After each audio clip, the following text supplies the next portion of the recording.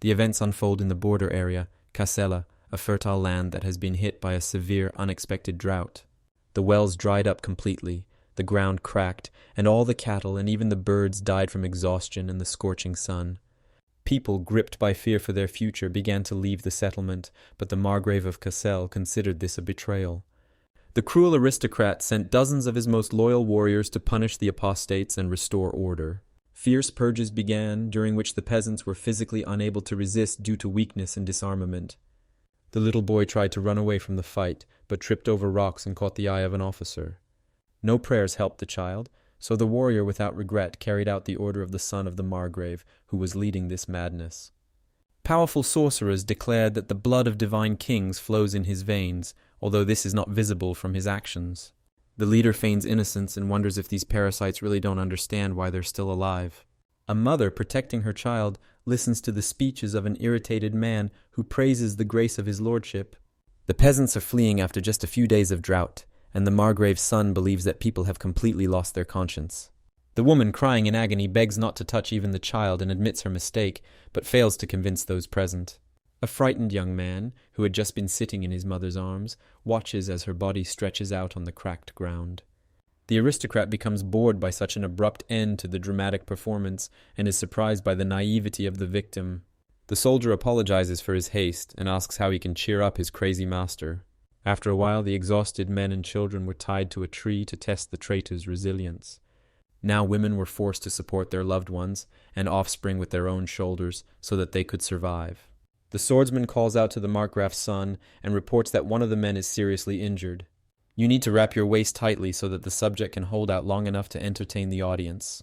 The beautiful woman sitting next to the wounded man throws herself at the soldier and tries to fight off her lover with screams. The overseer hits the peasant woman in the face with a wave of his hand, causing her to fall to her knees and shed bitter tears. After the verdict is handed down and Ivan is tied up, his wife rushes to help and bravely holds her husband. The Margrave's son finds this spectacle incredible and praises the worker for such sincere efforts. Approaching her ear, the aristocrat orders her to hold on tighter because her only hope is in the girl. Since in the opposite case, some of Ivan's organs will be destroyed by the rope, death would be the best solution. A voice is heard behind him, asking the Lord not to rush to judge so easily just because of divine blood. The cruel young man recognizes the newly arrived noble warrior as the already experienced Sir Zebek. He engages in a duel of gazes with the fencing master, while the latter wonders why he would go so far as to punish the peasants. A nobleman with blood of such importance flowing in his veins must be as humane as she is. The warden is convinced that his persona will not suffer at all if no one tells everyone about it. These ignorant people dared to humiliate his honor just because the rain was a little late, so this is a legitimate decision. Now the question is, what is Sarzabek going to do in this case besides spreading rumors? Is the Holy Knight really appointed by the royal church, intent on tarnishing the honor of a ruler of noble blood? Zebek, skipping the accusation, only notes that the owner will not be able to hide the truth for long. One of the subjects wonders if they should deal with the fencing teacher, but the Margrave's son orders them to forget it and bring a whip. After receiving the weapon of punishment, he uses it with all his might on the unfortunate girl who is holding her lover. Tired after a while, the man looks at the fruit of his efforts with a terribly satisfied look. An unbalanced aristocrat, captivated by such a scene of fidelity, simply cannot look away. As he leaves the field and passes the Holy Knight, he asks the teacher to smile a little and relax. After all, life is too short not to enjoy it to the fullest and spend it on all sorts of righteous nonsense. In the evening, the son no longer mocks the wounded peasant so much, and Sophia still supports the exhausted Ivan. The man admits that he was wrong and begs his beloved to get away from here while there is still a chance. Instead, the girl just shakes her head in denial and wants to call the emperor's heralds for help. After all, now she has a special coin that is used for assistance from official government representatives. In the middle of the night, someone gives a peasant woman, who has lost consciousness, water to drink, supporting her head. It turns out that Sir Zebek has not yet lost the last drops of his humanity and has come to Sophia's aid. The peasant woman recognized him, but the knight showed no emotion and only asked if she could have some food. In the morning, the holy warrior, having covered the girl with a cloak, awaited her awakening, guarding her sleep from pests. Deciding that enough was enough, the swordsman woke the beauty and told her that he had to leave, because if anyone found out about it, he would be severely punished. As for Sophia's fiancé, he definitely won't need help, and the peasant should look for a new settlement. Seeing Ivan, whom Zebek supported with a stick to relieve pressure, the woman rushed to him. Holding her lover, the beauty asks the savior to tell her name so she can ask the herald to leave the knight alone. The warrior is even a little surprised that the couple has tied themselves to a contract with these soulless destroyers of holiness. Zebek doesn't know if they really exist, but if the heralds do show up here, they have little chance of survival. Kaisel has 20 armed knights, including the hero, and the master himself is a descendant of blue blood. The man wonders if the woman he is talking to knows how powerful the blood of Aegus, which the aristocrat possesses, is. Sophia is convinced that everyone obeys the herald clan, since they are also sorcerers of not the lowest rank. And the reason they are called the destroyers of holiness is precisely because they were able to get rid of a king of the same blood. The knight sadly believes that the peasant woman is not completely crazy, although this is not surprising in such a situation, so Zebek introduces himself and is called a holy knight of the divine royal church. And he didn't tell Sophia his name because he was afraid of punishment at the hands of the mythical heralds she had invented, and because when they appear, the man will destroy with his own hands every unfaithful to the church. After explaining his position, the swordsman promises to return at night, and the tired girl thinks she has only 2 days left to hold out. Back in the prosperous times, Sophia and Ivan were resting under a tree, and it was then that the young man gave his beloved an interesting and rare thing.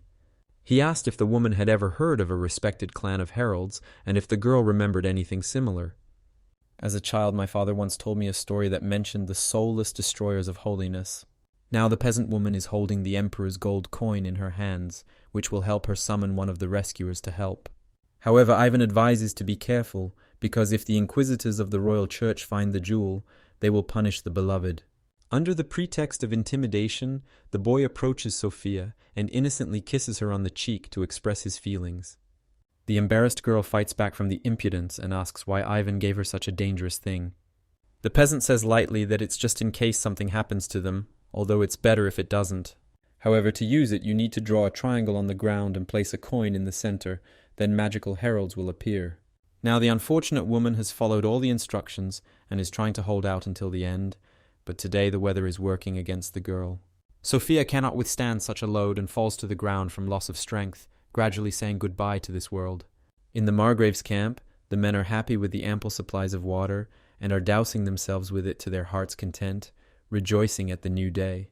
Zebek is also among the knights, and raising his hand to the sun, notes that today is simply unusually hot and dry. A voice was heard behind him, and the knight turned to his master, who asked the fencing teacher to smile and have fun.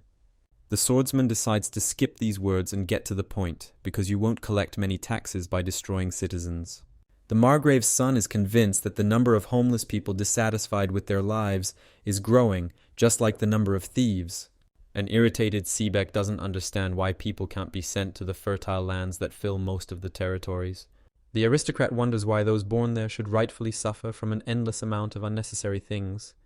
These peasants will simply ruin those fields and run away, because they need to be taught how to farm, but that is not a noble cause. Is it not because the king and the church teach everyone that humanity must preserve the best of them in order to continue to exist? The reason why the peasants were struck by drought lies in the fact that they incurred the disfavor of the church, and this is spelled out in all the laws. Zebek interrupts the man and explains that these definitions can be interpreted differently, because some get good land, while others get poverty. The aristocrat disagrees because he believes that all his actions were for the sake of the people, and the teacher misunderstood him. However, if a knight intends to help the peasants despite the lord's orders, he must try his best. Zebek has nothing to say to this, so he watches the scoundrel leave, and in the evening, as he promised, he goes to the girl. Even from a distance, he sees the silhouette of the hanging man under his feet, and immediately understands what has happened. In the end, the swordsman simply cannot stand all this and thinks about what to do with the remnants of the peasants. As the owner said, it's all in vain, even if the heralds show up now and want to take revenge for Sophia. Unexpectedly, Zebek feels a strange surge of energy behind him, but he doesn't turn around because someone is putting the cold iron of a sword to his neck. The mysterious stranger calmly announces that he will finish off the knight if he makes even the slightest movement. The knight wonders where a swordsman with incredibly stealthy fighting techniques comes from in such a place. The man assumes that this is the same herald who is currently asking the hero whether he is a mercenary or a knight. The newcomer clarifies whether Zebek is his contract worker, because it would be a funny situation if a church warrior turned to the herald for help. These words irritate the swordsman, as they sound like a way to mock his professional abilities. Now, it's not surprising that the contract worker turned out to be a girl, but she was already dead, so we can assume that the rescuer received the coin just like that. The herald wonders what happened here, and Zebek swears to tell if the warrior takes a couple of steps back and puts away his weapon. The wizard is a little amused by this, but he fulfills the request, and the surprised knight does not believe that he is really just a phantom. If after what you saw, the other person still thinks that this will make it harder for the rescuer to attack, then let them be calm. Since the swordsman is a knight of the royal church, this means that he must indeed be brave. When asked by Zebek, the interlocutor announces that in the clan of Saint Slayers, everyone is a wizard, except for him. The hero does not believe that what he has just observed is not magic, but the herald explains that it is actually difficult to distinguish sorcery from superhuman strength. A warrior cannot understand this because most of his time a man was raised according to the laws of the church. The knight sternly asks the young man's name and his rank in the herald clan, but the swordsman remains silent. Zebek reminds him that he has already introduced himself, so it is the young man's turn, and after a light-hearted apology, he calls himself Azadin of the 108 spirits. The hero knows that this is the lowest rank in the clan, but the movements that the interlocutor demonstrated are far beyond the ordinary. Now, since the knight promised to tell the story of the destruction of the peasants, the herald awaits information. After hearing this, the men go out to look at the city, which has been affected by drought and has been left without inhabitants. Suddenly, Zabek looks up in shock and sees an owl screaming that the contract has already been signed. The animal lands on Azadin's shoulder and says that the contractor was already dead before he arrived, so the coin was obtained quite easily. For the first time in his life, the hero sees a talking bird, although many strange things have happened to him recently. The owl orders the herald to go on another mission, as rest is unacceptable for such a position. The blonde stops the warrior and wonders if he's going to just walk away with the reward, without doing anything for the client. The herald finds it strange that the knight is worried about the will of the deceased, since his master will definitely suffer. Taking up his sword, Zebek swears that this will definitely not happen, because he will overcome this wicked godless man. The young man believes that the desire to shed his blood with a sword that has become dull and unjust is indeed quite sad. These words make the knight's face contort, and he begins to get infinitely angry at everything. Azadin wonders what exactly worries him, the fact that the man ignored the pleas of the innocent victims, or his own inaction. The rescuer wonders if the opponent is familiar with the constellations of the night sky, or with the names and myths associated with this phenomenon. The hero doesn't understand what this question is about and tries to ask why the opponent is telling him all this. Herald explains that people can see one thing but feel completely different and unfamiliar feelings. Some see the stars as heroes from legends, while for others they are nothing more than a pale light that occasionally flickers in the darkness. Just as the type of massacre of these people may be completely different in the eyes and concepts of the swordsman. Approaching the body to remove it, the boy adds that this way his opinion may differ from that of other soldiers. However, it makes no difference to Zebek, because he could do nothing to save these unfortunate people. As a knight of the royal church, he is obliged to respect those in whose veins flows the divine blood that is so important to the people. After listening to the swordsman's suffering, Azadin decides that he does not want to fight him, and that the man can help if he truly feels sorry for the girl. In this case, the sword of the interlocutor is not at all an enemy for the savior, but only a good ally and comrade. Taking the bodies on his shoulders, the mysterious wizard asks if the hero has a shovel, and this question unnerves the warrior. The blonde realizes with shock that the herald wants to bury the dead, but Gazelle wants them to hang in trees, slowly leaving this world. Such an action serves as an excuse for repeated demonstration of power, and the act of burying the body will, in fact, become a challenge against the owner. Azadin replies that it's okay because if there are no tools, he can safely dig the holes with his hands. Observing this situation, Zebek abruptly drives his sword into the ground and sits down next to his new acquaintance, repeating his movements. Having completed the procedure, the rescuer recites a prayer over the people's graves, asking God to have mercy on their souls. The knight had never seen a true unholy herald use the prayers of the Order of Saviors. The young man frivolously replies that he likes their ideology and certain life principles. Zebek calls the boy frivolous and impudent because only such a person is capable of turning away from his clan and believing in heresy. Azadin explains that if one doubts the correctness of one's faith, then one's lineage will no longer matter much. The warrior asks what his interlocutor likes so much about the Order of Saviors, but the latter does not answer and begins to take off his belts. While the herald is drawing his bow, he manages to tell them that someone is approaching right in front of them, whom the swordsman must respect. Returning in fear to that place, the hero notices the master on horseback, along with a huge number of armed holy knights.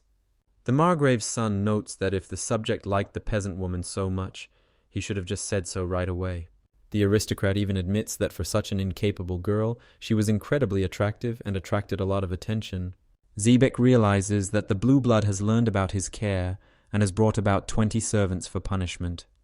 Even for him there is no chance of salvation, so the owner is confident of his victory and a quick reprisal.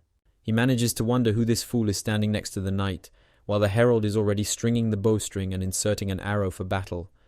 With one precise shot, Azadin hits the farthest soldier directly in the eye, despite the fact that he's wearing a helmet. The knight can't believe his eyes because hitting such a target is difficult even for him, especially the first time. With the second shot, the young man pierces the shield with an arrow and hits one of the first divine supporters, who falls to the ground. This time everything happened even more amazingly because the herald's arrow twisted like a snake, and this was precisely due to dark magic. The sorcerer recalls a confused Xebec's question about what he likes so much about the Holy Order of Saviors. In fact, it is just the very idea that a man's worthiness is not determined by his birth, but only by his faith and works. Just like someone who was born a descendant of a divine king, but commits lynching over his own people. He cannot be considered an aristocrat, despite all the claims of the church or other close relatives or supporters. The Margrave's son understands perfectly well that he's being talked about and falls into agony, wanting to destroy the herald.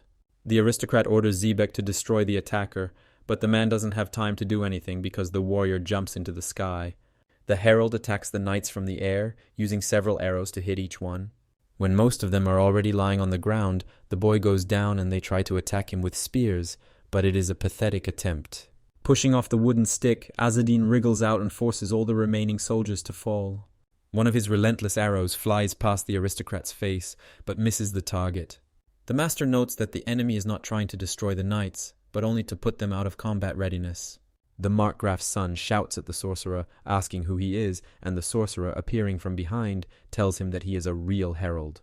What they heard made all the soldiers' blood run cold, because they knew that the members of this clan were heartless and possessed extraordinary skills.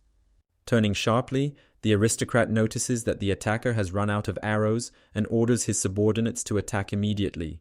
However, Azadin does not let him finish, and with one strong blow of his fist knocks the cruel master off his horse. This makes the man's eyes hurt, and he calmly watches his tears and hides the bow behind his back. One brave soldier rushes forward with a sword, trying to cut off the herald's head, but he dodges in time.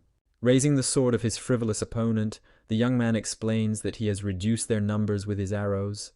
If anyone still has enough courage, they can attack, and after these words, the savior demonstratively finishes off one of the knights. Just one turn of Azadin's head causes the men to feel animal fear, so they don't want to continue this fight. In their heads, they all think that they are facing some kind of sick person, and the owl on the tree, meanwhile, suspiciously records the actions of the clan member. Having dealt with the remnants of the army, the herald heads to the Margrave's son, considering him a scumbag who feeds on the suffering of others. Now it's time for the aristocrat to use his secret weapon in the form of an incredibly bright light bestowed by the gods. The people left around can't stand it and simply freeze in place. The mountain lord shouts that this is his magic, as proof of noble blood that the attacker can never match. Not wanting to listen to this nonsense about streams of light anymore, Azadin leaves the arrogant aristocrat's hand. The criminal, overcome with pain, tries to contain the pain and accuses the swordsman of all his sins, threatening to kill him. Harold wonders if the person he's talking to has completely lost his mind, if he says things that are completely obvious and even ridiculous. Realizing that this will not help, the blonde offers to give the warrior anything he wants, from money to any desirable woman in the county. But unfortunately for the son of the Margrave, Azadin is a herald who is not interested in these human sins. Seeing his last hope, the aristocrat begs Sir Xebec to help him and not to do something incomprehensible.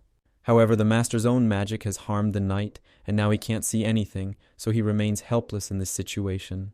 Breaking into a scream, the villain claims that these commoners are not worth shedding the blood of his holy lineage. Taking out the blade, the herald decides that the enemy has enough energy to live a fairly long life.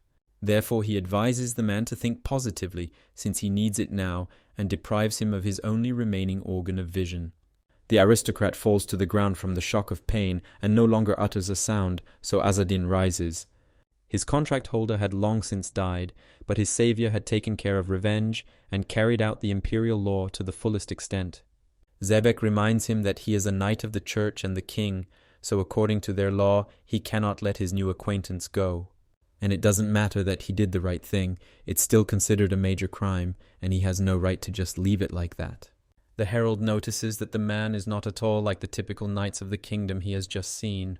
As usual, the fencing teacher perceives everything in a negative light, so he is irritated by such bold accusations.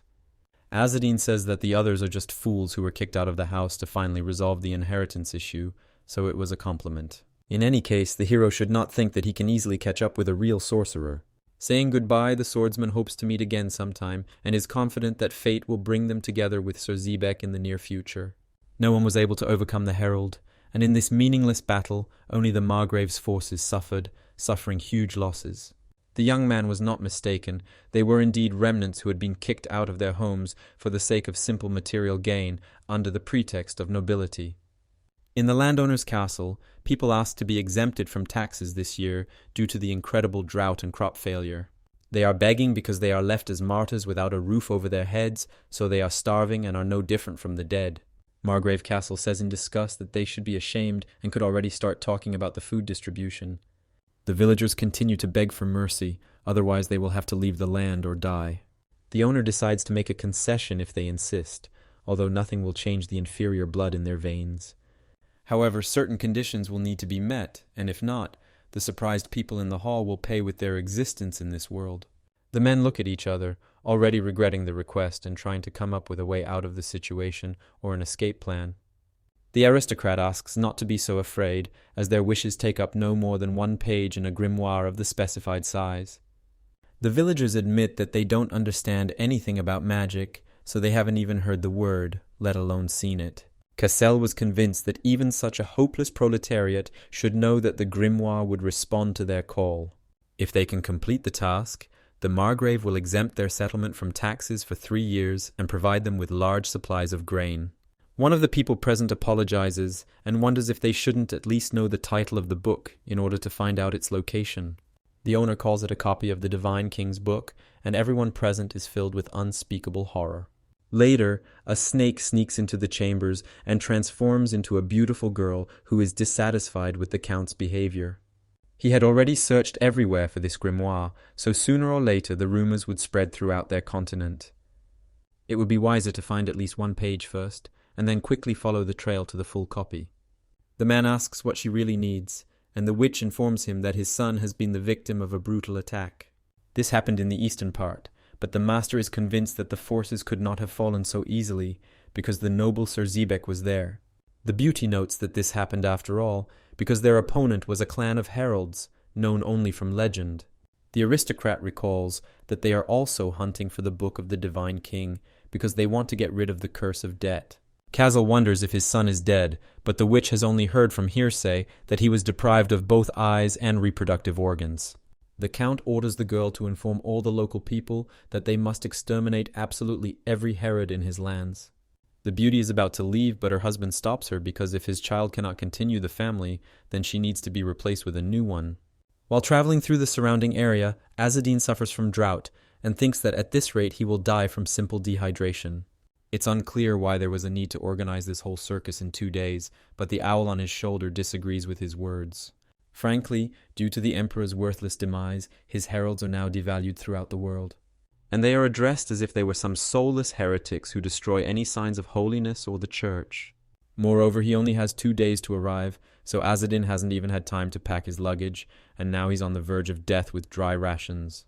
The owl apologizes to the owner, who actively expresses his displeasure as he notices a strange blue glow.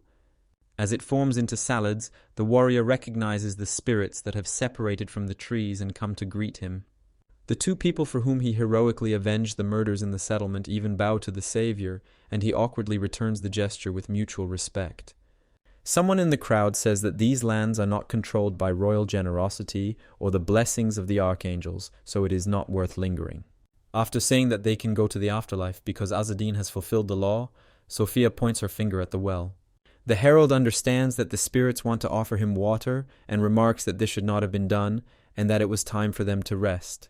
However, despite all his pride, the young man is incredibly happy because he had been waiting for this joyful moment almost the entire way. Unexpectedly getting a bucket of sand instead of water, the swordsman notices a small, strange map there and is confused by the find.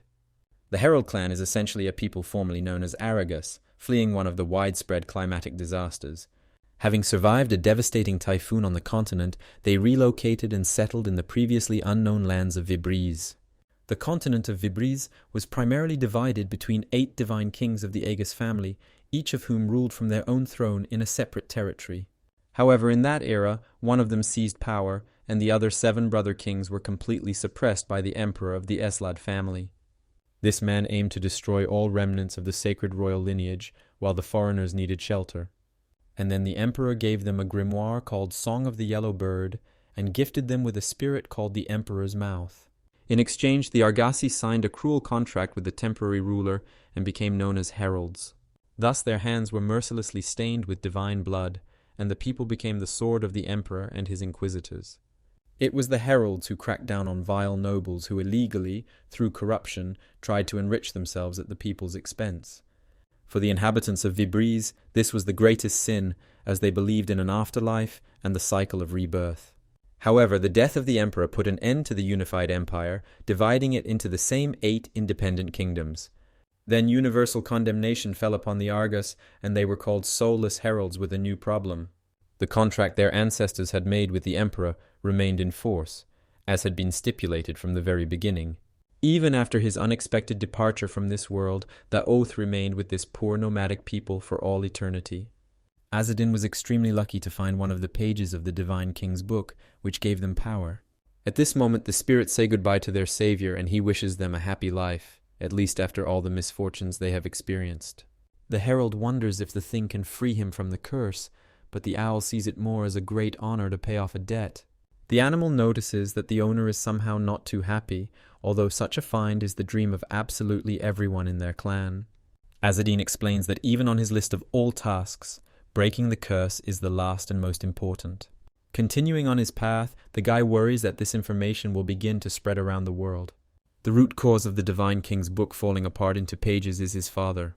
It turns out that all this time someone was watching them from over the cliff, while the boy complained about the lack of water and the hard life of a herald.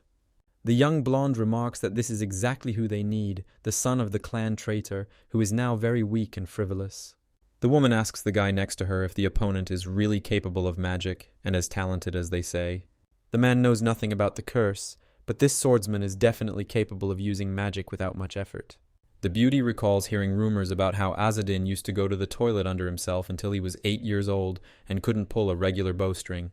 It's actually surprising how this wretch can still perform his sacred duty and not have visible wounds from constant losses. The interlocutor asks Miss Midyam to return home. Even if she is a relative of the contractor, there is no need to contact a low-ranking herald. The beauty offers to test the victim, but the servant does not understand why they would attack such a professional warrior. The girl doesn't care, because if she defeats her opponent, she will be able to take his position, and she is confident of victory. The guy reminds that Azad is a student of the same fussy Kazas, and everything connected with him is full of many mysteries. For the irritated Midyam, it doesn't matter, because no matter how skilled Casas is, even if you train a fool for 100 years, nothing will work. Just think, the son of a traitor who can't even cast spells is considered a herald, albeit a mediocre one. He occupies someone else's place, and because of such competent people like a girl who uses a bow, cannot become a warrior. Therefore the beauty decides to quickly get rid of her enemy and releases a bunch of arrows, quickly hiding behind a stone and expecting victory. When no cries of pain are heard after a while, the archer looks up to see what happened and is hit in the forehead with a stone.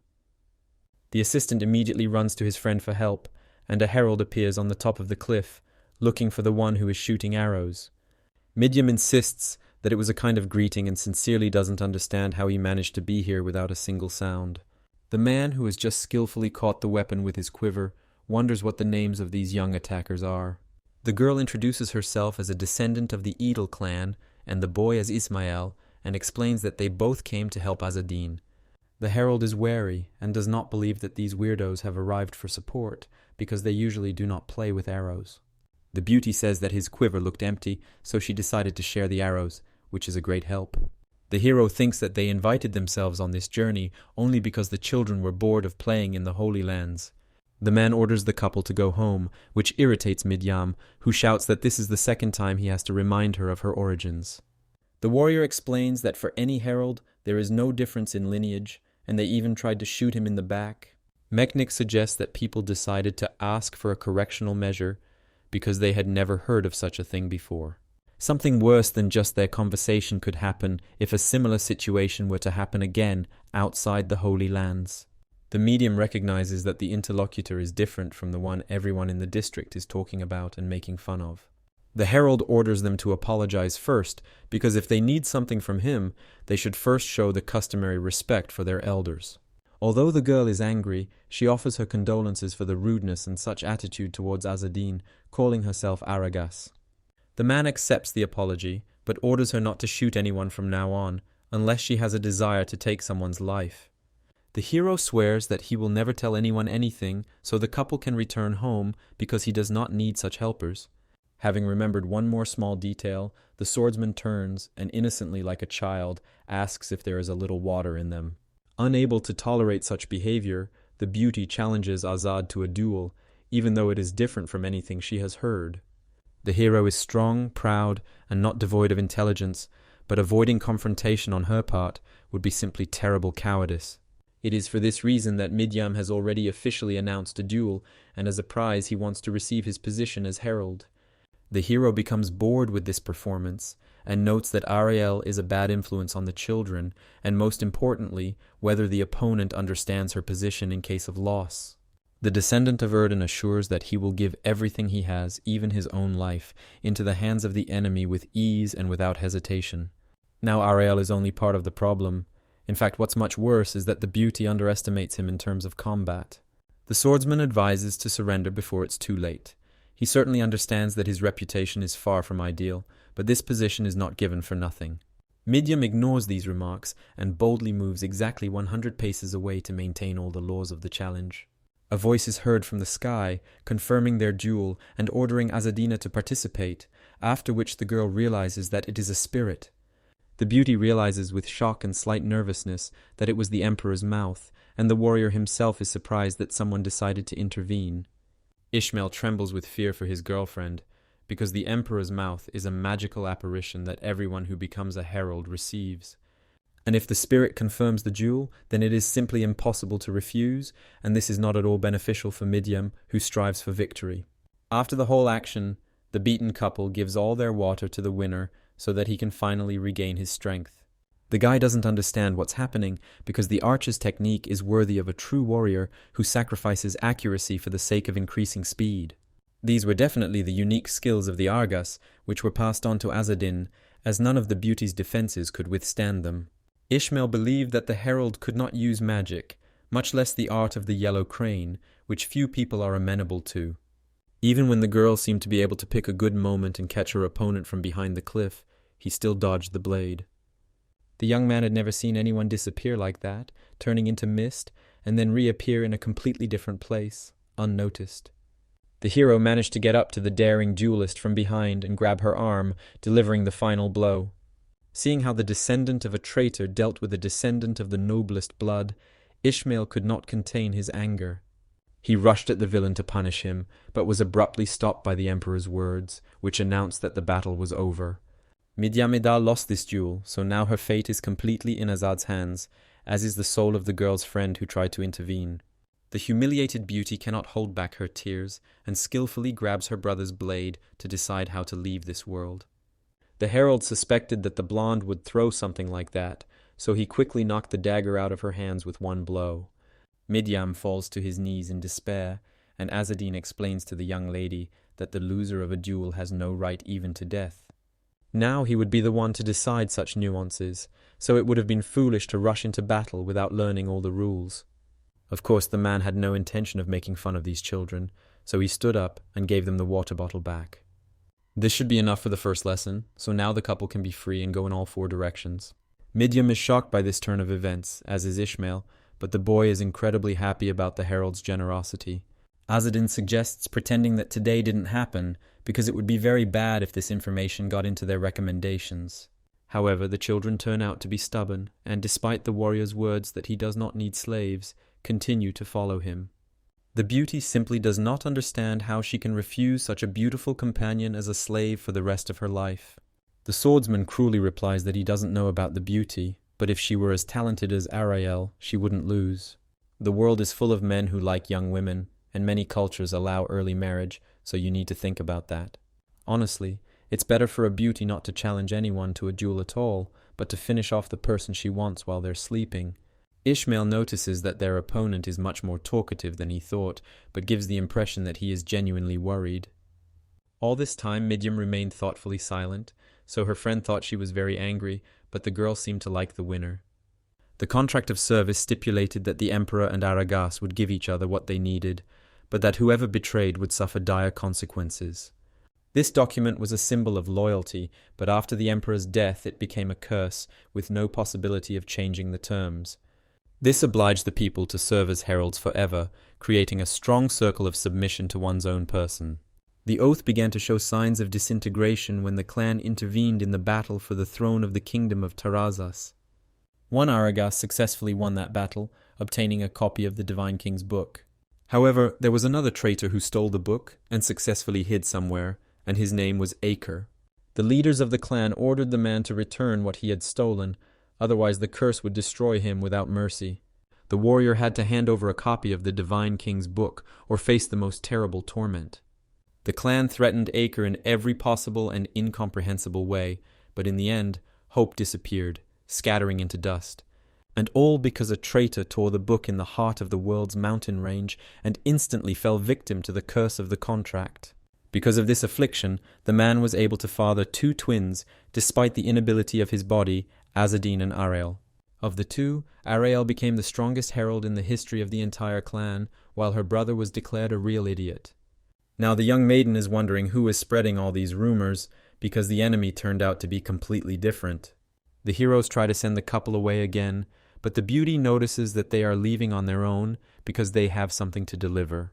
Namely, a letter from the head of the Salasma region, and this old man really doesn't like the herald. Taking the document in his hands, the man studied the contents and noticed that apparently the others already knew about the copy of the Divine King. The swordsman decides to ask his new companions about it. Midyam confirms that she has heard about the book many times. As soon as the girl starts talking about how Azadin's father did it all, the frightened Ismail hits her painfully on the leg. The beauty doesn't understand what she said, and the warrior tells them both to calm down and asks how long they've known about it. Now the hero irritably remarks that he will have to drag himself to Salasma to congratulate the head of the region, so he thanks the couple for the letter. Making a cute face, the blonde asks permission to go together, because she can tell what happened in the clan during his absence. This road does not belong to the herald, so he happily agrees, while a battered Ishmael watches the courtship scene. A little later, people find transportation for themselves in the form of unusual animals and stop to rest. However, Azadin is not used to resting for long, so he actively drags the sleepy children with him to a small stream. There, travelers gather some supplies for themselves and try to get as much water as possible. Insolent voices are heard from the side, and the warriors see a group of robbers in front of them, wondering who allowed them to take water from the river. Now the swordsman has no intention of fighting anyone, so he stands in for his comrades and wonders what the men want in return. Of course, the gang needs everything, so purely out of interest, the herald asks if they can reach any compromise. The thieves believe that the enemy talks too much for an adult and laugh at his mask like a clown's. Without waiting any longer, the chief orders to take the girl alive and to destroy the men immediately on the spot so that they do not interfere. Within just a couple of seconds, everyone in the group is begging for mercy because they are innocent people who have behaved shamefully. Some are just recruits, forcibly agitating the son of Margrave Cassel to look for some book that people have never seen before. The medium assumes that these are ordinary thieves looking for an excuse, but the herald knows that neither travelers nor merchants usually travel this road. The cruel girl decides to destroy these fools anyway, to once and for all discourage others from attacking innocents. The hero explains that one cannot take people's lives without reason, which greatly surprises the young lady. Ishmael is convinced that there is no need to leave behind inconvenient witnesses, but in the herald, everyone deserves a second chance. Everyone present loudly supports this opinion, since the lives of all people are extremely important, and the aristocrat has a very kind heart. One of the men remarks that their savior is the best, and his family will definitely receive twice as much mercy. Ishmael had often seen people who didn't want to hurt others, but for someone like that to exist in a herald clan was quite unusual. Unexpectedly, Azadin orders the robber to shut up, and with one precise blow leaves him without a sense of sight. This seems like enough, so the warrior advises the others not to twitch too much, because you could end up completely faceless. The thieves remind him that the aristocrat swore to spare them, and the swordsman confirms that he is actively doing so right now. Unfortunately, however, only damage can make people abandon violence, even if they do not feel remorse. The couple watches with some disgust as they deal with the villains, but also supports this method of struggle. Later, the gang is walking through the forest, and the leader says he will definitely get revenge when a huge hand reaches out behind him. A group of people is attacked by a small pack of goblins, who were just looking for food while walking through a clearing. While the smaller ones were dealing with the remains of the people, the largest monster began to look around and saw something interesting. A village was visible nearby, and the giant, guided by his instincts, went there in search of meat. Traveling on animals, Medium admits that at first she thought the herald was too indulgent, and then she was very surprised. However, if you think about it, this is a really necessary approach. They even got some weapons, which will make life easier in the future. Azadin says it's hard to understand those in whose shoes they've never been, and losing an eye isn't just a trauma. Later, much more serious complications will arise, and people who were previously seen as victims will now become the greatest fear. The warrior is convinced that this is the best way for those scoundrels to repent of their actions and get on the right path of existence. Ismail is still interested in this behavior, since not every aristocrat will spare him, let alone give him a chance to make amends. The swordsman admits that he was a little stressed by the conversation about Margrave Castle, looking for a copy of the Divine King's book. The young man knows that this noble lord is already far in line for the throne. Perhaps this is how he is trying to catch up with his competitors. The heralds see that this is dangerous, as political figures are always obsessed with power and will have to give up the mask for a while. It's a precautionary measure while they're in the county, which is incredibly surprising to the couple. Now they know that Azadin has no eyes, but such a violent reaction doesn't really make the warrior feel any disappointment. The children are curious about how a man can walk without getting caught in anything, but he himself doesn't know, because he's been like that since childhood. Coming closer, Medium notes that if you think about it, in this situation the scars even adorn her companion. The beauty tries to explain that beautiful eyes could have been in their place, but it's better with a beautiful face than with a blank stare. The herald says that she gave the same name as the person who inflicted these wounds on the warrior, so the lady asks who it was. It turns out that it was Ariel, who thought it was strange not to have what nature intended, but at least something could be imagined in place of the scars. Thanks to this, the hero has always been able to successfully pretend to be blind when he was alone, but now it's a bit problematic. The media enthusiastically suggest that they will have to play along, but the man, without being dramatic, replies that they shouldn't. The group arrives in the city towards evening, where a huge queue gathers in front of the western gate, which is difficult to pass. The beauty knows that such a settlement begins on the Imperial Road, and it looks great because they are at such an important starting point. Azadin orders her to shut up, because they are just some children who were picked up by a compassionate blind man during his difficult journey. Calling out to Ismael, the hero wonders if the same situation happened when the young man was here last time, because now passers-by are being stripped naked. The girl is outraged by how easily ordinary people who have come to seek protection behind the walls can be robbed at the checkpoint. The warrior understands that the guards are looking for something extremely diligently, which is why they are so carefully examining every passerby. Someone in the crowd draws attention to the blind man, and the herald explains that he has 2 assistants who guide him on his journey. The villager assumes that it is quite difficult, but the man assures him that he is used to it and asks what exactly is happening around. The worker says that rumors are now spreading about the Divine King's book, which the Herald clan copied after being stolen. And the crazy sons of Margrave Cassel have opened a real hunt, so there is real chaos and terror in the city. The situation is getting worse, because after the wizard destroyed one of the sons, such an incident will be quite difficult to resolve peacefully. One peasant, grabbing the guard by the arms, shouts that they are looking for a divine book, so why should they eat his last money? Having thrown back a man, an unworthy one, they reveal that the grimoire can take different forms, and they will return everything after inspection. A little girl comes to the defense of the wounded man and accuses the guards of theft, which is strictly punishable by any law. However, these people have no happiness left at all, so they are threatening the child with severe beatings right now. The father tries to protect his daughter, for which he receives a kick and instructions from the soldier to raise his child better. The heroes are filled with irritation and want to take revenge for the victims, but the herald orders everyone to stop and cool down. Suddenly, a bustling man runs up to the guard and delivers the terrible news, causing everyone to immediately start to stir. The newcomers don't understand why everyone in the city is actively packing up and running in different directions.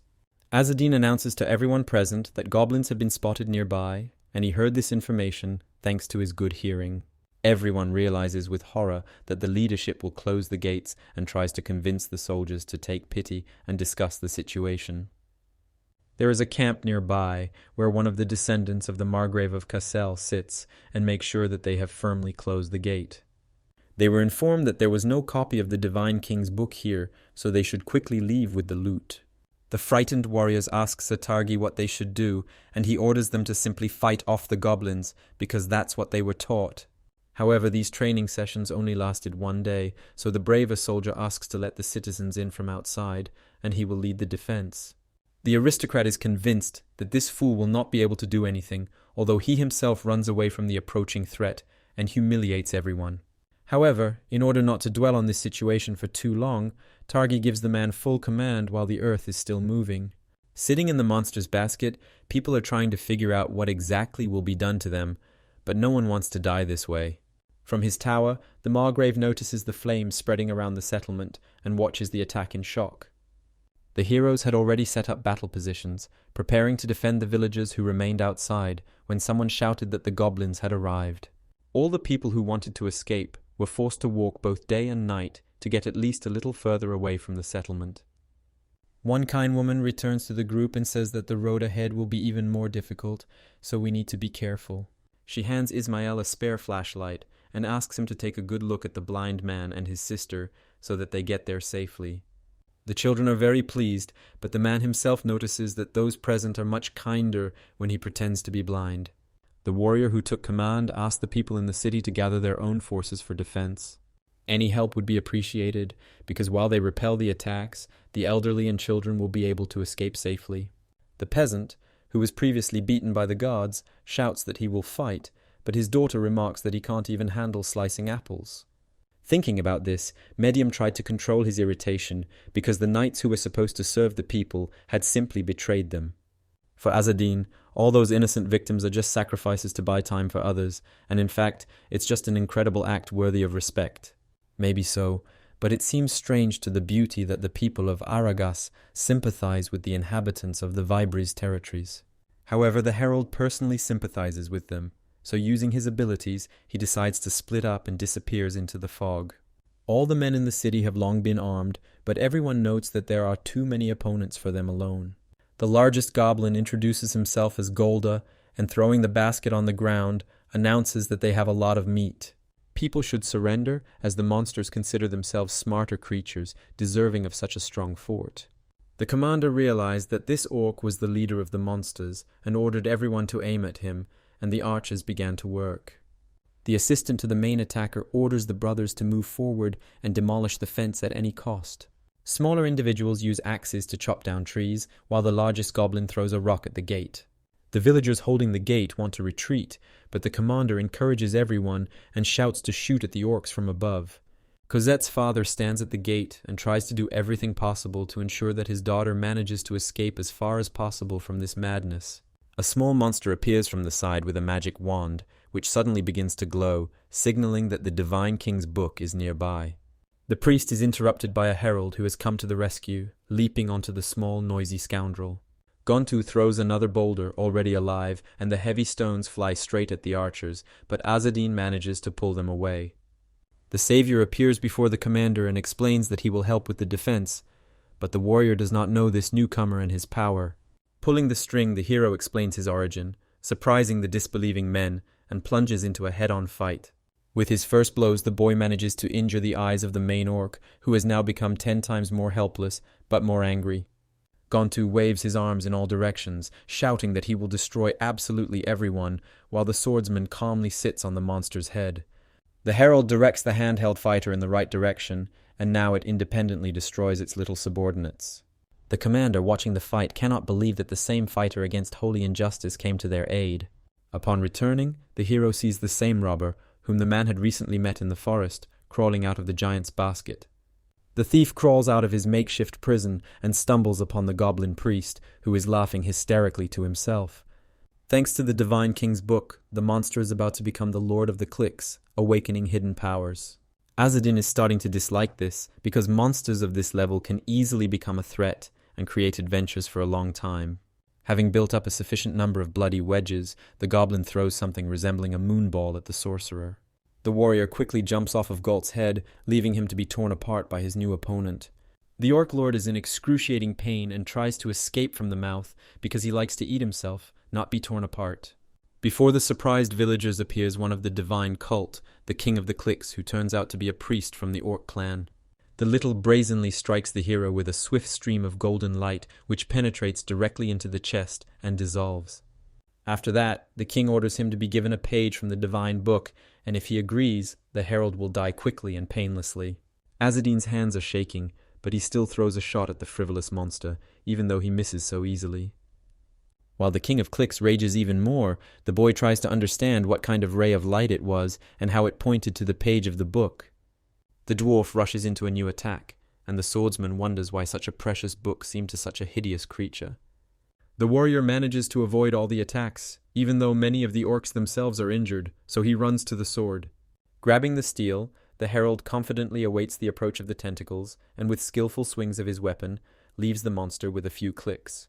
Such teeth are too big for an orc's carcass, and in principle, such organs without long roots are too weak and unsuitable for combat. The dwarf is angry because he is the real king of the cliques, but for the hero this is just a mediocre parody not worth much attention.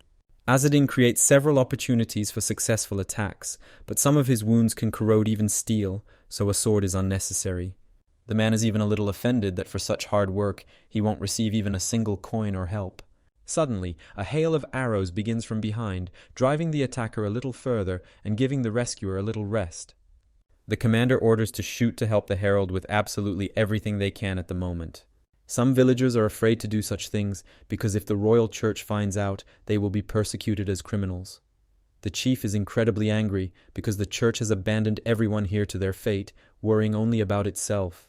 As he fires, Cosette's father claims that he doesn't want to die here, so he will simply attack the monster and then decide what to do with the swordsman. Having found a perfect excuse for themselves, the men grab arrows and actively throw them at the orc priest. The satisfied hero thinks that they could just give him the arrows, but that's not bad either, and it's his turn to show his imagination. Raising the severed clique, the herald uses them as detonating arrows, and seeing the result, decides that enough is enough. To all the surprised exclamations of the monster, the warrior replies that he is doing a noble deed, and returns the teeth to the owner for free. After a few more attempts, the Saint Destroyer manages to completely neutralize the attacker and ensure the safety of the settlement. The herald reaches for his own sword and staff when he hears shouts behind him that he is a godless man and sees men aiming bows at him. To Azadin it sounded pretty rude, so it would have been a huge send-off for the villagers to fire at such a dramatic moment. The commander wonders why the herald helped them, but without waiting for an answer, the people blame the warrior for everything. Wherever the orcs came from, such coincidences don't usually happen by chance, so it's worth being careful. The hero is already used to everyone calling him a terrible atheist, so he silently awaits the verdict from the villagers. He doesn't know where the monsters came from, but everyone here should know that heralds only perform their duty for imperial coins. Some use one to get the swordsman to help the settlement, and after these words, people start looking at each other for fear of punishment. Cosette's father sees nothing to lose and rushes forward, asking if it was anyone present, but the warrior won't say so. He wonders if the archers want to challenge him for the sake of the royal church, which will flee at the first news. Men forbid the heretic from slandering their faith because he has already forgotten about the blind obedience of people. Meanwhile, a criminal climbs out of the basket, hoping that it's all over, but jumps back when he sees Azadin. Sharply blowing the horn on the wall, the swordsman points out that if you have a chance at life, you need to be at least a little kinder. The commander orders the nervous villagers to calm down and not shoot, while the man calmly walks to the barrel of arrows and takes some for himself. The chief thanks him, and the hero, walking away, considers him a fool, as the soldier will be very angry if the believers hear this. The herald moves through the forest while the owl wonders how the owner could lie about the gold coin so easily. However, otherwise, according to the savior, the villagers would have been fighting for their lives until the end of their days. The animal is surprised by the owner's withdrawal because it's not very pleasant to receive threats from people it just saved. Azadin explains that people are weak, and they were also quite nice when the hero pretended to be blind, so they deserved kindness. Although the warrior was tired, not only had he covered a huge distance, but he had also received no reward at all. A minute later, the wizard notices the joyful children who couldn't wait for his arrival and the results of the battle. The herald says that the enemy was not that strong. Ishmael is upset about the unpaid labor of his new acquaintance. Azadin recalls Midyam's words that helping and protecting others is beautiful, but without beauty, life is boring.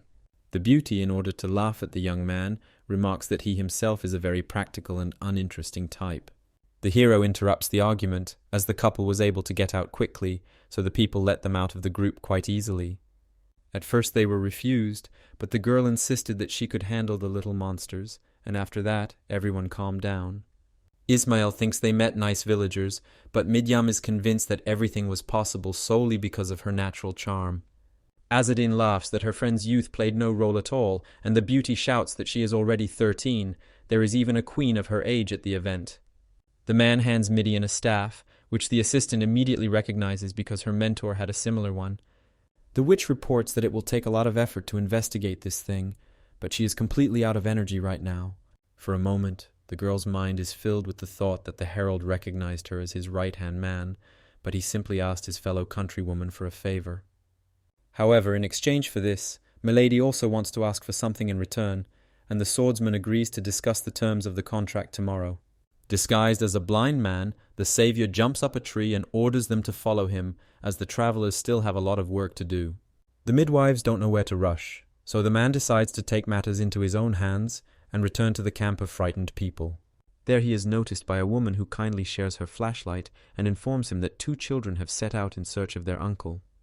The hero explains that he got a little lost, and his companions are smart, so they will quickly find the camp, but there is something more important. As the warrior once noted, he has incredible hearing, and it seems he can safely head back to the settlement where he can hear the cries of victory. He advises sending out a signal from here in the form of torches if suddenly someone notices a bright glow from the fortress walls. The villagers jump for joy and decide to send a small group to check, but the herald already manages to disappear without a trace. In reality, Azadin is incredibly bored, and at this rate he will soon fall asleep from inactivity just by touching the bed. Suddenly, the man notices daylight over the mountains and rushes to see what's there, finding a small camp in a crevice of rocks. The soldiers complain that despite the drought and monsters, the Margrave is still only concerned with a book, so this place is doomed. However, the other knight is convinced that they need to get the job done and get out of here, so he doesn't mind working longer. Now it becomes clear that this is the refuge of those wicked people who dared to abandon ordinary peasants to their fate today. Nearby, the hero sees a box of treasures and valuables, remembering that right now there are absolutely no supplies. The owl advises the owner to take action, because traveling is an expensive thing, and you won't find such a jackpot every day. In the morning, Kazal's son shouts that the guards are simply mocking him, since they stole all the deliveries during the night. The men justify themselves by saying that the attack happened suddenly, so they didn't even have time to get dressed or grab their weapons. The aristocrat calls out to the stranger sitting behind him and wonders how long he will remain silent, because the responsibility lies entirely with the mercenaries. Biting into apples, the stern thief replies that if the owner thinks so, then he is not against even reducing the wages of others. However, the security guard thinks that this is no ordinary attacker, because even his personal belongings, which no one should know about, are also missing. The mercenary leader asks Sir Targi to send a search warrant on his behalf to the nearest settlement. However, it will be a bit difficult, because the nearest settlement is a railway station, where everything is run by the local aristocrats.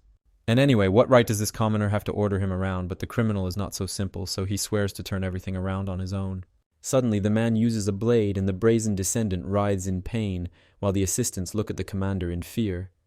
The captain advises no one to worry, because this weapon is a gift from a witch who bewitched it and created it in the form of a spider. Transforming into an insect, the dagger penetrates the aristocrat's body, and he tries to pull it out, but all attempts are in vain. The mercenary asks how his beloved master is feeling now, and he screams how the servant could create such a monster. To calm the angry Targi down a bit, the guard blows his whistle, and the man is pierced by thousands of needles in his stomach, causing him to fall to the ground. The spider inside decided to just pinch itself a little, and from now on, the owner had better obey, otherwise the insect will lay eggs.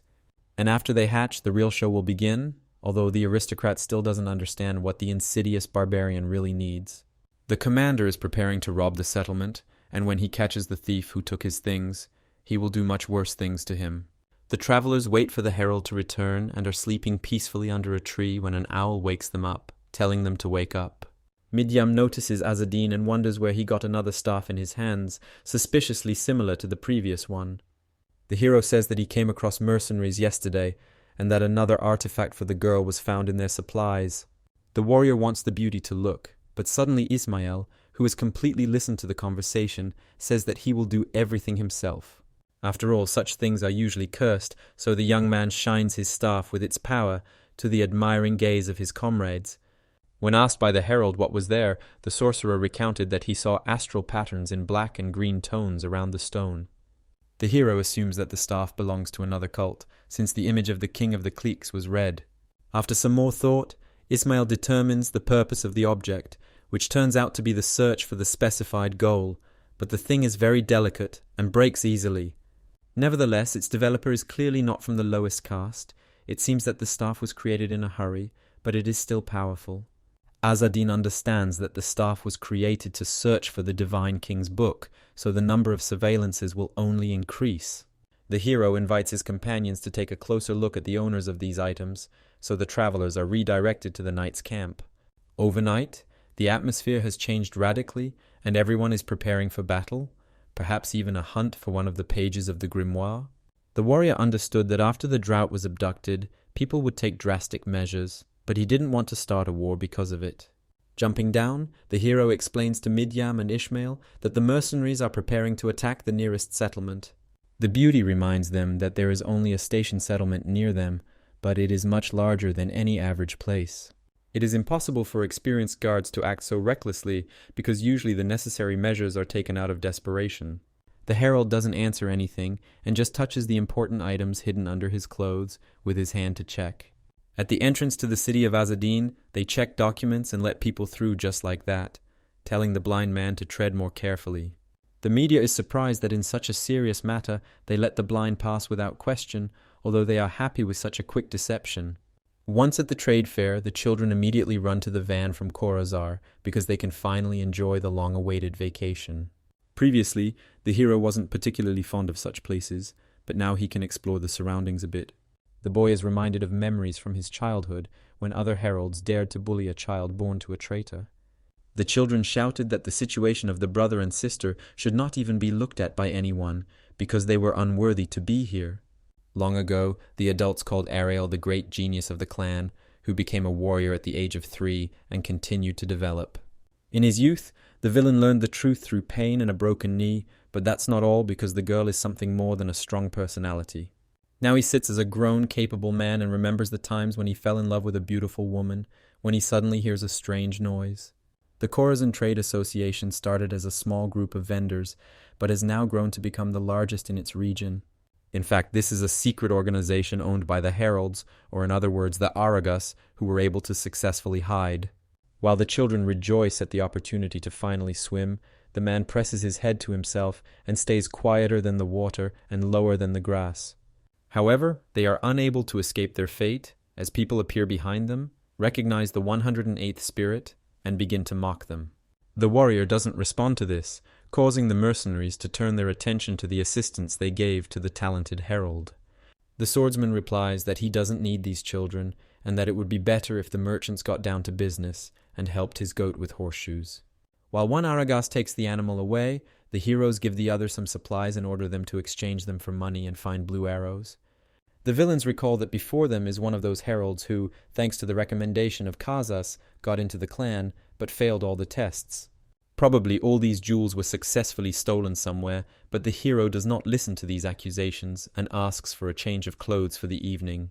Ismail does not like this meeting, and Midyam is convinced that no circumstances of birth give her the right to mock Azadin like this.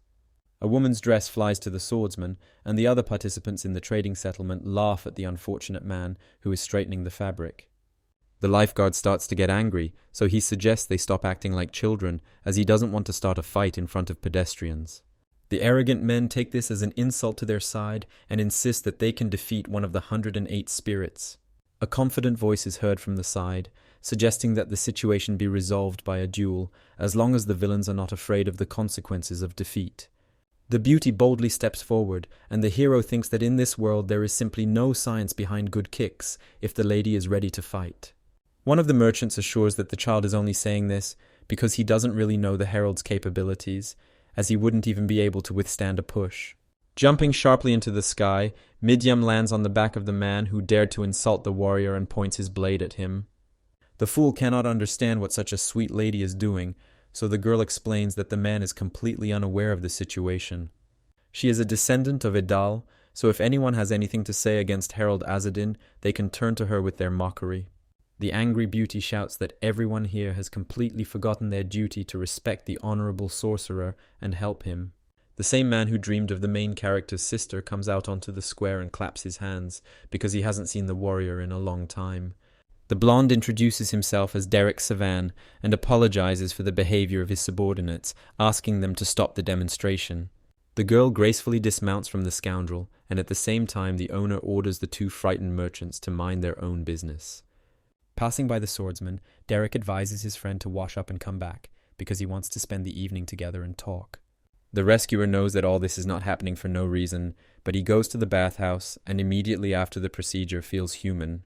Ismail wonders why his friend didn't say anything about this attitude of others, because they should have respected his sister. Once the young man heard that when someone challenged Ariel to a duel, he immediately got into trouble for inappropriate remarks. The hero explains that his sister has her own approach, and the young wizard is once again convinced that he is in the company of a strange person. This is why Azadin asks to convince Midyam to go his own way, because soon they will both become the same. At the table, Derek awkwardly asks how the warrior's sister is doing, but he knows nothing about it and is surprised by such a long love affair. The local assistant wonders how she could not know about her own, but Ariel is strong enough to take care of herself on her own. While Savan angrily talks about how his friend came here and frightened his people, the herald calmly reaches for the apple. The aristocrat prevents him from achieving his goal and remarks that it would be worth discussing the results of his long foray. The lifeguard assures him that he is doing his job because he brings gold coins, but Derek doesn't mean that at all. The man suggests attacking a neighboring association, but the hero considers it a futile endeavor and wants to show something more interesting. A staff appears on the table, which the divine bishops of the cult use to search for pages of the divine king's book. Azadin sees that the guild is already aware and advises Savan to write reports to the regional leader more often to get the necessary information. In any case, such staves are not bad loot, although it is even better to find their general purpose in the form of a copy of the book. Trying again to get to the apple, the herald flippantly admits that he already has one, although the others return empty-handed. Grabbing his interlocutor by the hand, Derek demands that his friend immediately give him the found fragment of the divine king. Savan is angry because the hero does not trust them, even though the guild could have protected the relic much better than the weak sorcerer.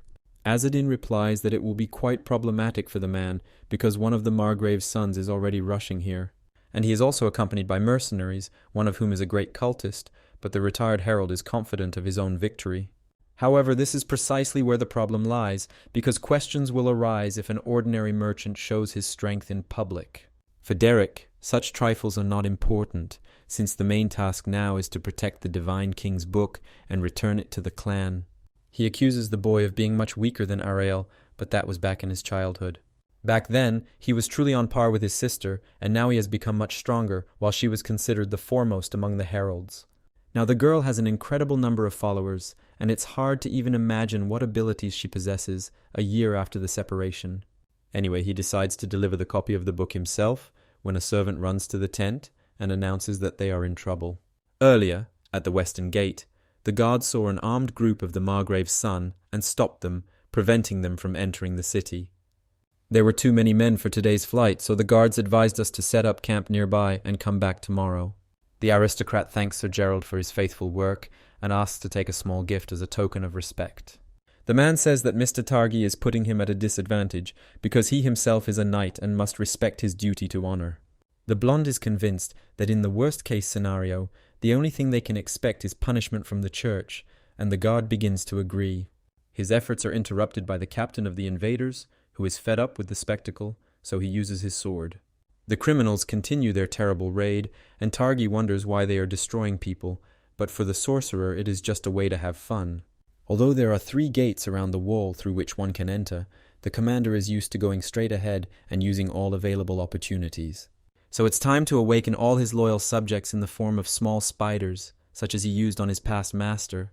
The insects penetrate the bodies of those present, who in fear drop their weapons and begin to shake off the spiders with whatever they can.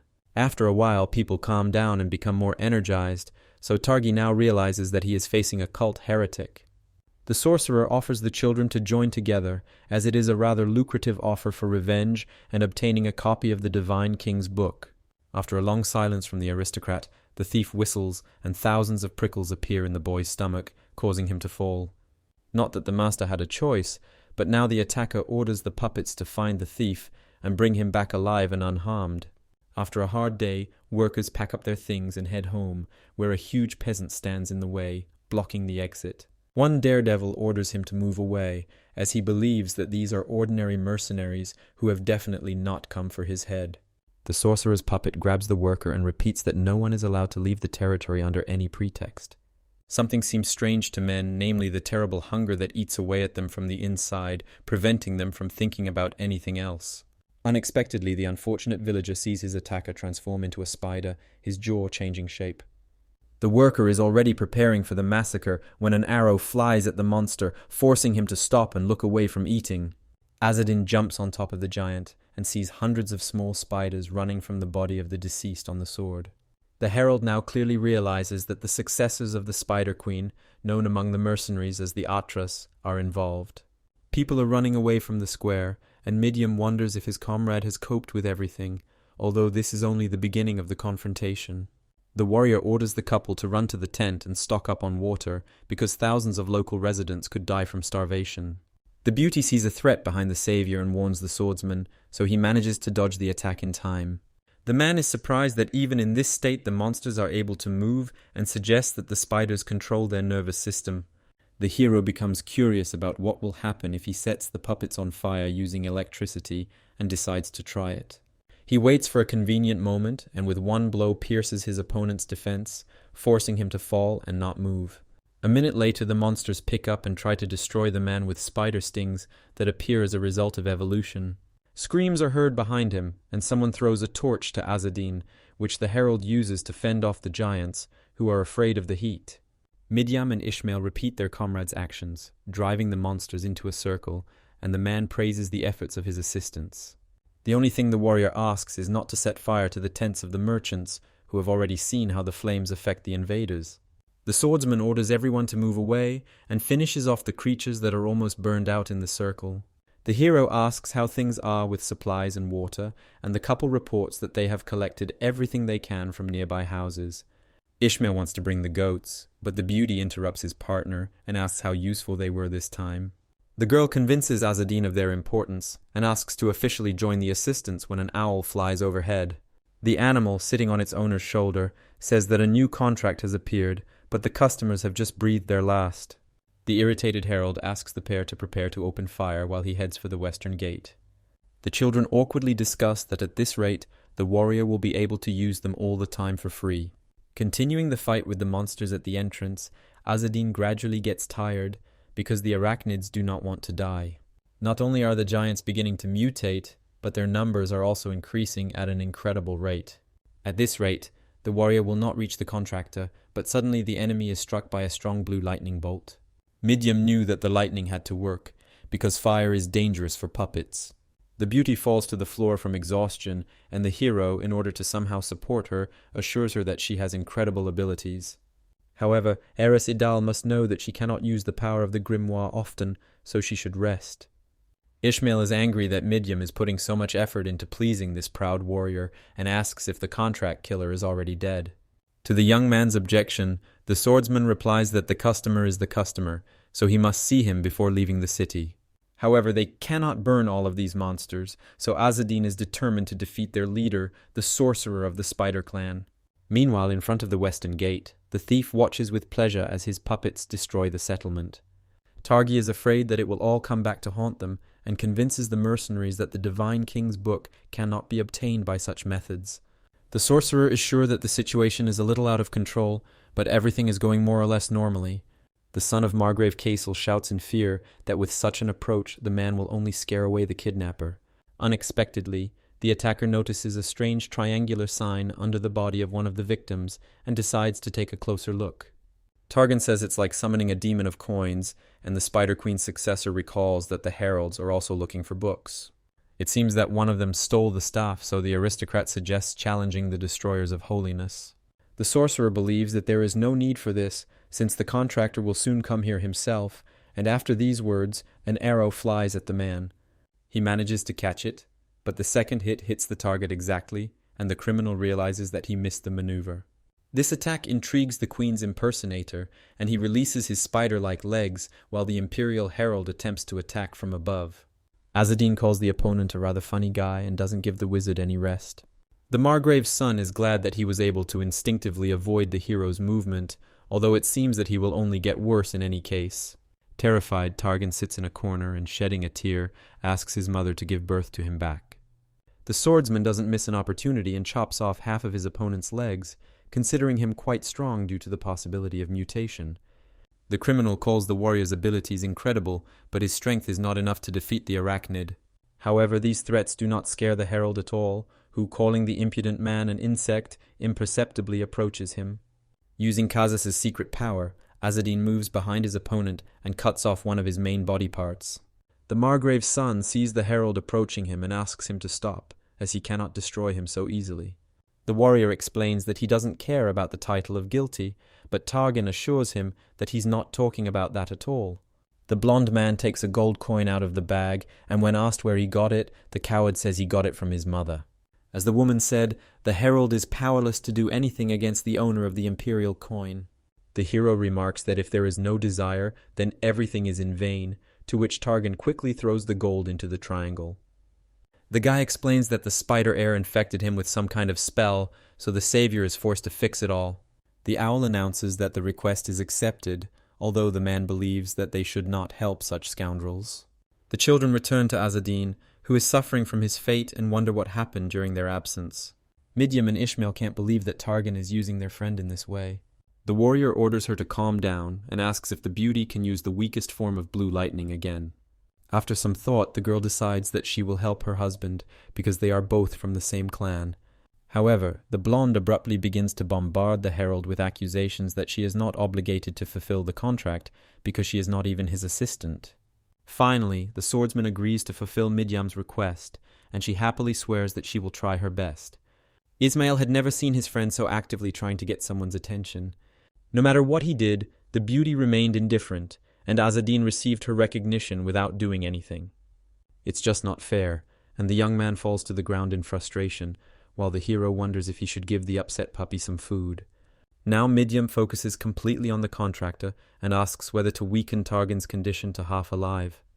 The frightened son of Margrave Cassel shouts that it's not worth it, because he could easily be killed by lightning. The beauty is not interested in such whining from the aristocrat, so she instantly uses her own talent on him. The aristocrat's body was completely covered in lightning.